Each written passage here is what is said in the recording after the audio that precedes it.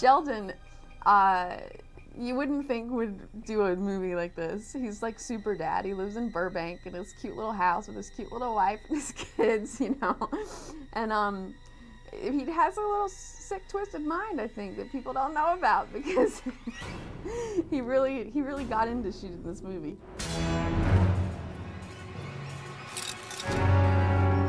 There definitely is the foundation of a serial killer in Sheldon.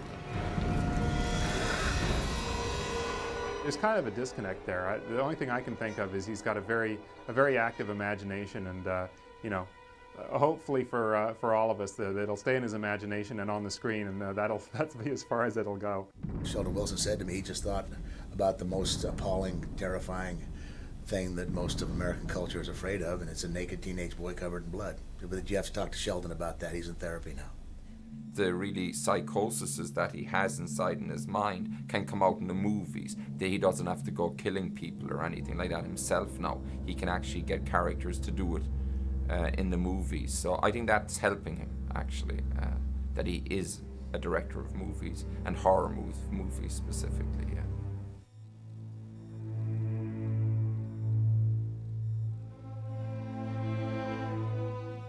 Initially, we started foolishly saying, okay, you know what? It looks like we can raise around $40,000. We'll shoot it on DV. You know, let's just go out and shoot something.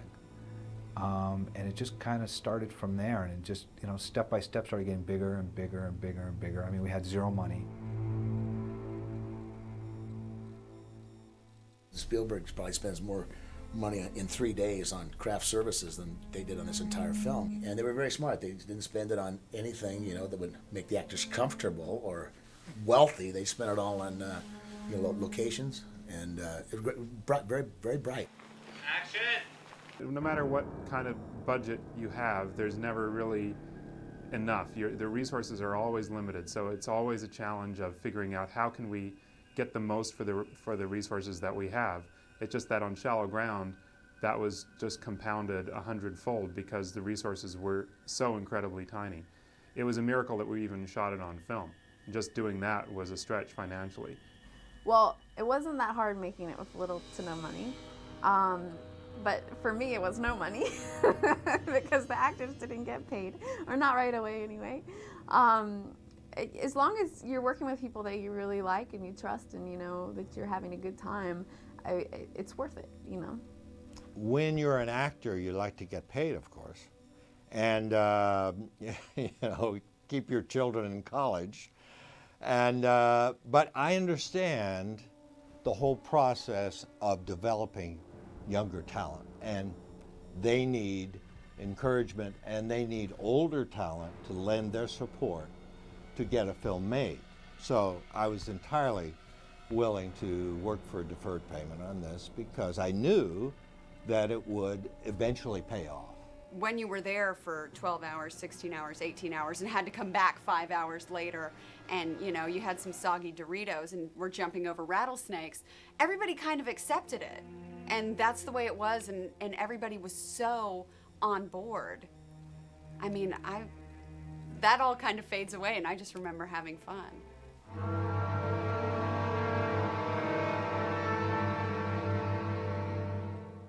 I showed up the first day on set and saw this massive undertaking production, trailers, people, bodies. It was just huge.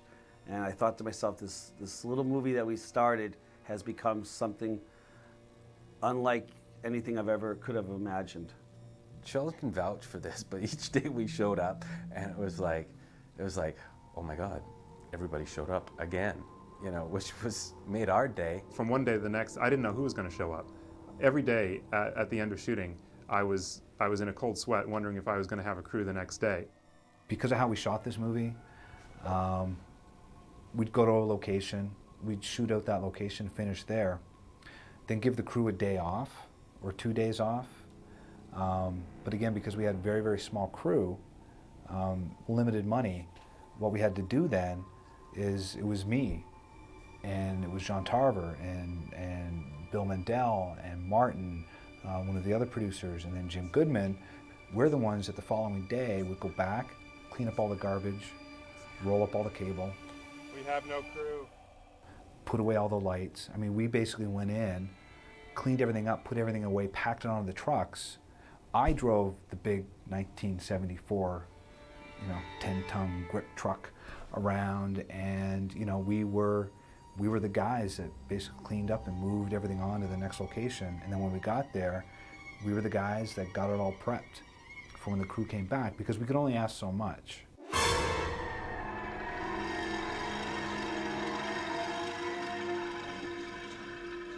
Shallow Ground is kind of a throwback to the old horror movies, I think. The ones I remember watching as a kid, which is a lot of blood. There was a lot of blood. Hundreds of gallons of blood. Me and the blood, we didn't quite get along. I mean, it was so gross. It made me, like, the smell of it and stuff made me want to just throw up by the end of the week. Everybody was covered in blood. You had, pink, with a lack of budget meant lack of gloves and, cleanliness. So everyone had pink hands for the whole, 20-day shoot or whatnot. Everyone had blood on their clothes. It was basically, if you went, if you showed up at work, you're gonna get blood on your stuff. So I was mixing blood all the time, every day. And it's just like, hey, Pat, can you get some more? Can you mix some more? I mean, the day was barely beginning and I would call Pat, hey, can you mix some more blood if you get any chance? Some of the shots that we did, especially in the sequence where the school bus hits the boy, we had to do some insert shots of the inside of the motor. And we had buckets of blood that were being thrown through like fan grating and hitting the spinning fan of the motor while we were filming that, and it was just like a blood explosion. The blood just went everywhere, and we did our best to keep everything under plastic and keep it wrapped up, but at the end of each day we were cleaning blood off of the lenses, off of the tripod, off of every piece of camera gear we had. I still have blood on some of my lighting gear. Bessie, what happened to your camera? I don't know, man. Something exploded in front of it, and look what happened.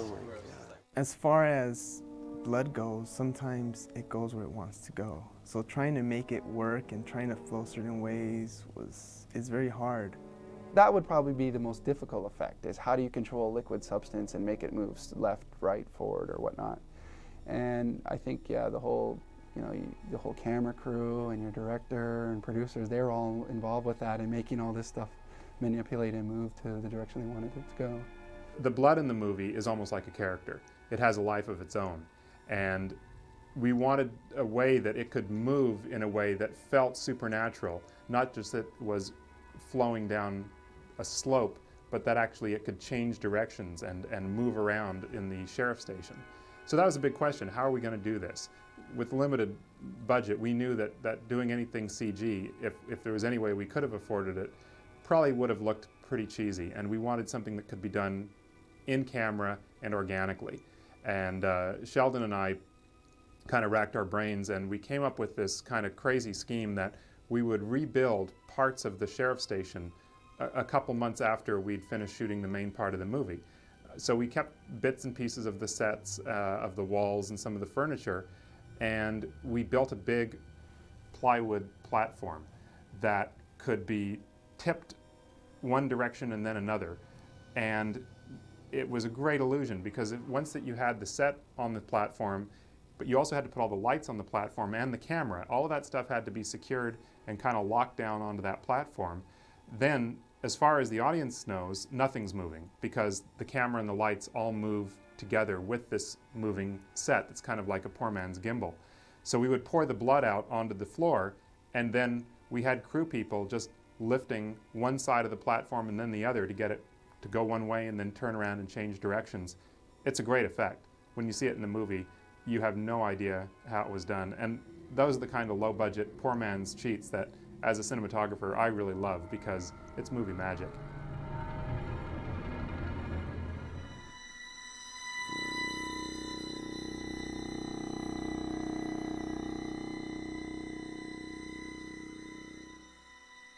Originally, it was this, naked teenage boy covered in blood walking through the forest holding a knife in the snow. And the idea was that the blood would drip off the end of the knife, and that's where the camera would start. And we'd see just going along the snow, and we'd see drip, drip, drip, and then slowly reveal the footprints and then back up. I said, John, I have this crazy idea. I explained it to him, and he was like, wow, that's an amazing image, but I hope you know you're never, ever, ever going to get an actor naked in the snow, you know, for any longer than, you know, a couple of seconds. You're certainly not going to be able to shoot a whole movie that way. You know, so I took that and basically turned it around into spring. And that's, you know, kind of where it started from. First day, I wasn't sure what to expect. So on set, I came, and basically I had to get into costume. And my costume was nothing.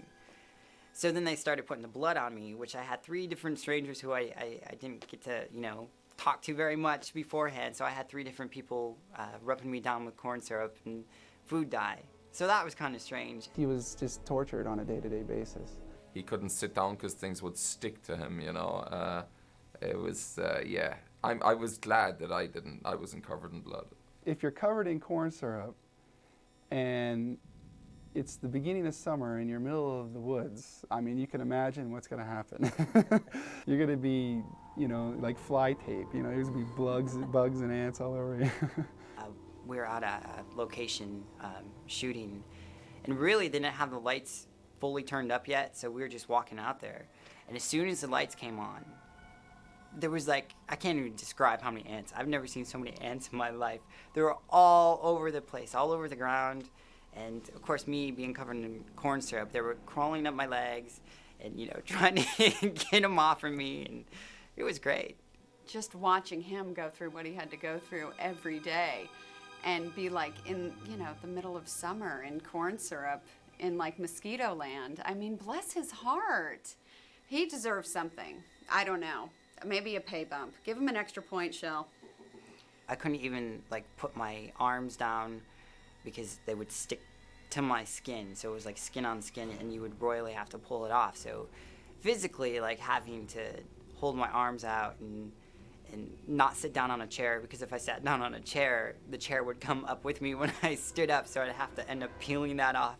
He's covered in blood, first of all, and then we have prosthetics all over his cheek. He had prosthetics on his foot at one point. We rigged tubes into his hair to have him bleeding from his head, and he's got blood in his mouth, and then we're coming here sticking, you know, blood in his eye, so every ounce of his body is covered in red blood. The one thing that was hard to deal with was the eye drops, the blood in the eyes. It's this real like sticky goo to make the eyes bleed, so I'm real picky about my eyes. I don't like people touching my eyes. You can control it and keep it in your eye. You blink, you can come out and run. And it depends how much you want in there, the more will come out or how less. In all the scenes when they're in the sheriff's station with Rocky bleeding through the ear and through his foot and all that stuff, I'm actually under the desk with syringes. So as the blood obviously would trickle down, it would just splash right into my face and my arm, and I ended up getting more bloody than he was. You know, that was fun.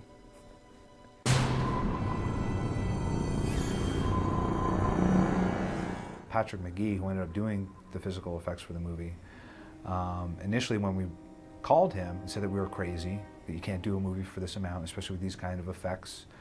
And he said, well, you know, but send us the script and maybe we have some sort of entry-level people that'd be interested in doing it. And so we sent over the script, and then the next day I get a call from Patrick saying, all right, you guys are crazy. You're absolutely crazy.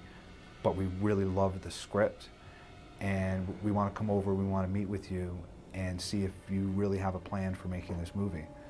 So he came over and somehow managed to dupe him into believing that we knew exactly what we were doing, and he agreed to come on board. The budget for this movie was nil for special makeup.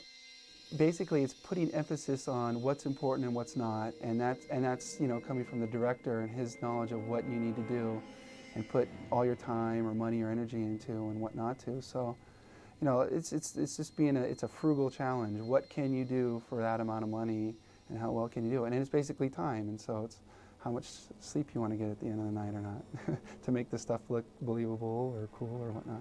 There was more physical effects than digital. I mean, some may seem, I mean, people sometimes wonder, like, blood coming out of the ear, that's digital, that's real, that's his ear, that's real blood, you know, there's prosthetics involved and stuff like that. In this movie, I think There was only 2 digital shots, or some digitals that were added, some spiders, and that's odd nowadays. Nowadays, it's like, we'll just do it in post.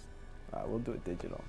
Obviously, it's a lot better for an actor to have very lifelike dead bodies there than imagine in your head that they're there, you know. So yeah, that was very good. Yeah. Initial concept for the dead bodies with the hooks were, you know, they were described in the script pretty clearly. The main thing Sheldon insisted on is that they be wet and moist and, you know, just very much kind of alive, but they're still dead. Like she's been trying to keep them, you know, going. We shot that entire sequence of Jack in the dining room full of corpses really in a matter of a few hours. There was other stuff that we were shooting that day before we even got in to shoot that scene. That would be the kind of scene that on a studio picture would be easily 3 days of shooting, and the crew would have gone in and pre-lit the set the day before that. So here we were lighting and shooting everything in less than half a day. It was just an enormous task with very, very little time. We were going to kill Rocky, the initial bloody boy, and, you know, Sheldon wanted him to like punch through his body or whatnot, literally. So it was, you know, it was kind of a storyboarded type of thing where, okay, you could do your wide shot and kind of sell the motion of the punch, and then we came in and made an insert torso of him that Stewart could pretty much punch through, and then pull back to another wide shot, and to sell the whole effect of, you know, we're punching through a fake body, the way the camera was angled, we had a fake fist of Stewart and basically attached it to the back of Rocky with a little wound back there. And from your angle, it looked like, oh, okay, there's his real body, but he's got a fist through him for a quick second, and then cut back to the fake body, pulls his fist through, and then, you know, Bloody Boy falls. So, you know, it was a whole storyboard and figuring out what cuts to use and how to sell it to make it feel real and not feel like it was a fake prop and a fake torso, and, you know, make it not look like make-believe, you know.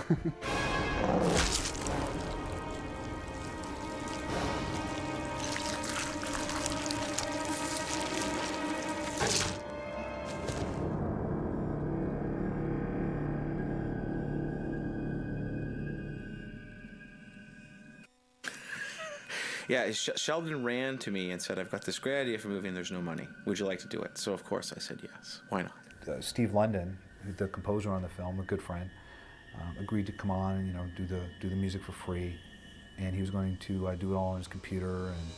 And that was all great, but again, bit by bit, the movie just sort of got bigger and bigger and bigger and bigger. Sheldon's a very enthusiastic and energetic director, so it's very hard not to get wrapped up in that.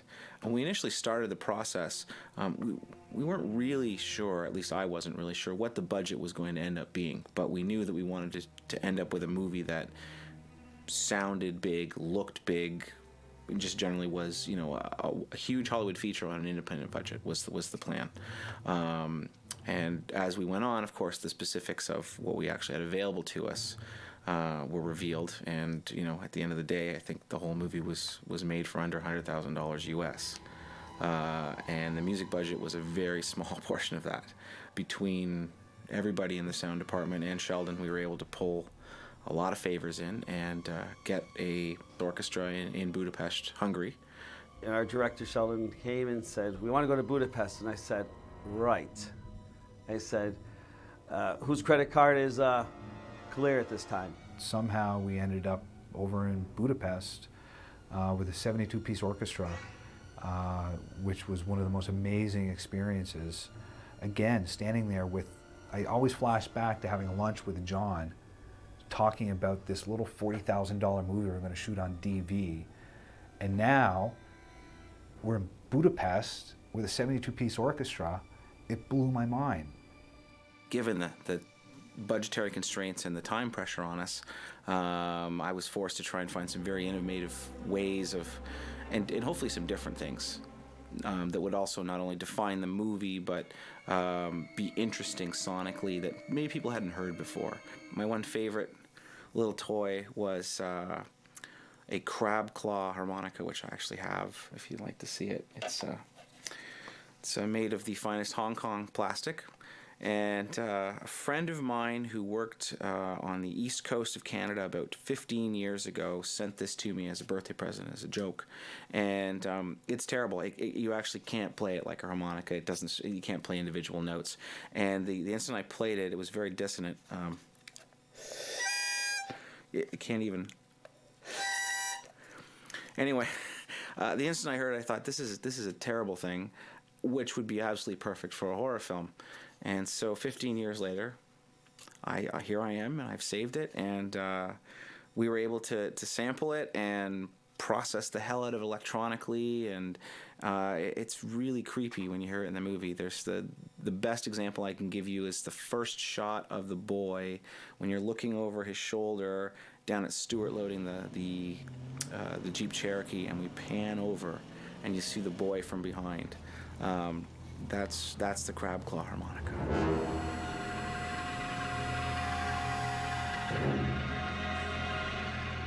From the very, very beginning, we tried to pay a lot of attention to the sound, especially with this kind of a movie.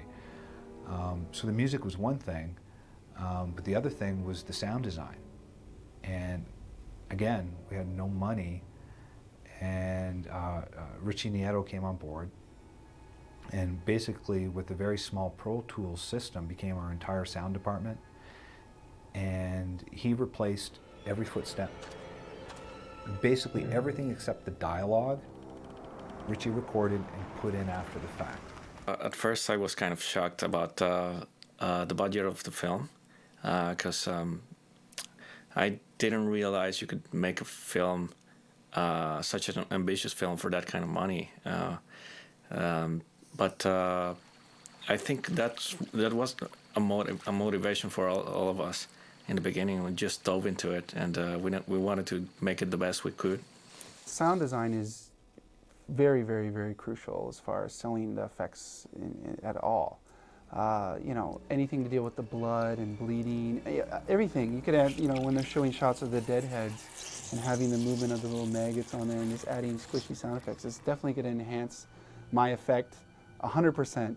You know, it's basically my effect doesn't exist without the sounds. You know, it's so important. You're going to make a monster that has to, you know, scream and yell. Well, you need the sound with it because we're not making that. So it's very, very, very crucial. Well, my philosophy for this film, as far as the sound, was basically integrate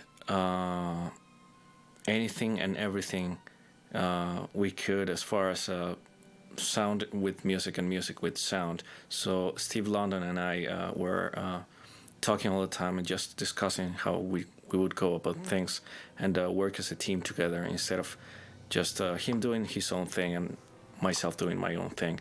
So we ended up communicating a lot on that level and just making sure that the sound and the music weren't as defined as such. Well, in the end, my sound design has a lot of musical elements to it, and Steve's music has a lot of sound effects elements to it. So we're kind of melding together.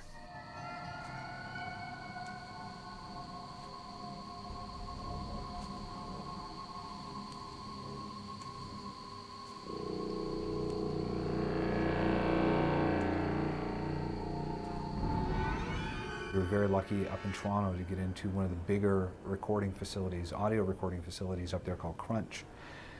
And again, just in the spirit of how we got this movie made, I was always just completely amazed with people's generosity and their trust of us and their willingness to help. Joe, who owns Crunch, again, this huge sound facility, gazillions of dollars of equipment in there, on a Friday said, here are the keys. Here are the passcodes. You just have to be done by Monday at noon.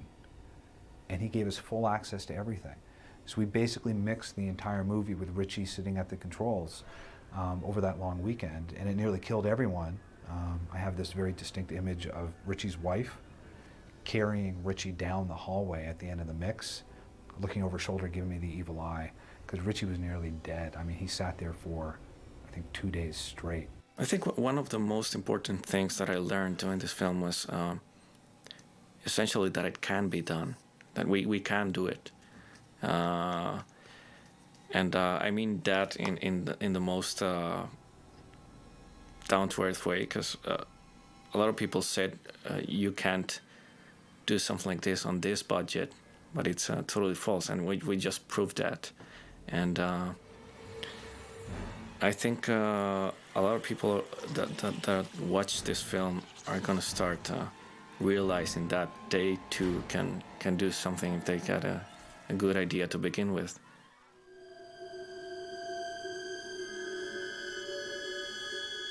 Wow, what a great time. Let's never do it again. It was a fantastic experience working with close friends and making new friends. I think it was a wonderful thing to have people with a very like-minded philosophy that everyone wanted to make the absolute best product at sacrifice to physical health, lack of sleep, all those great things.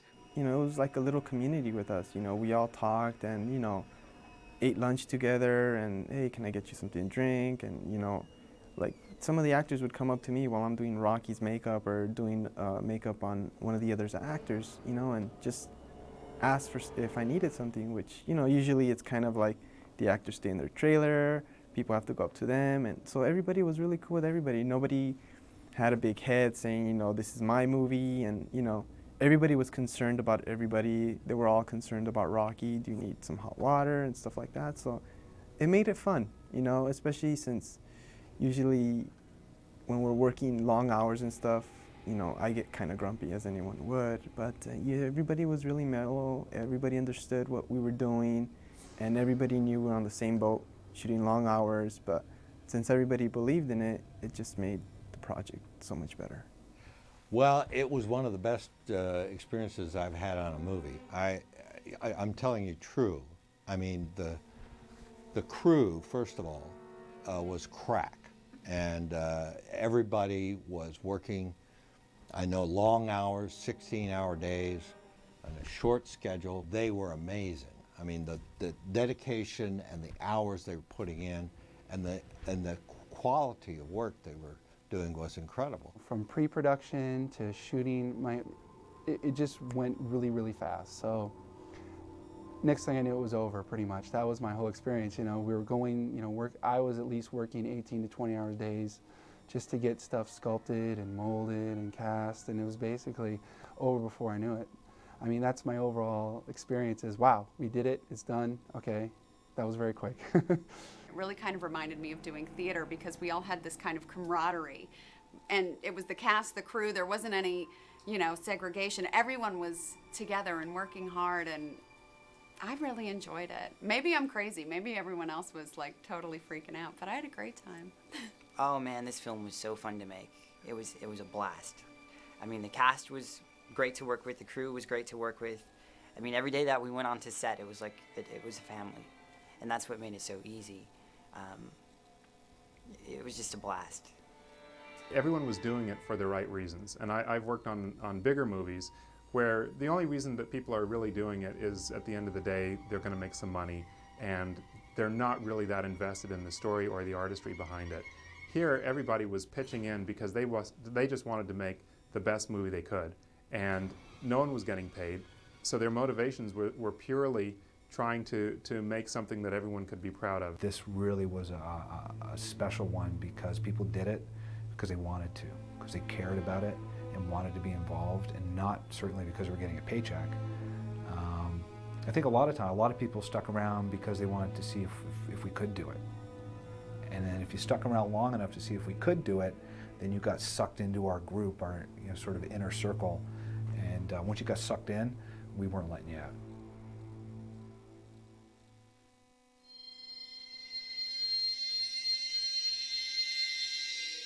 That's the ending of Shallow Ground. That's a good question to ask Sheldon. I guess it means, what it means to me is evil always conquers over good. And I think that's an important lesson. It's going to be one of those that people are going to be interpreting different ways and thinking different ways. I think the way the ending was that they're looking to do a sequel probably. You know. And the sequel has got to be even more evil than the first. So it's, you know, I mean, I think Sheldon's looking for a little more of this. That's what I think.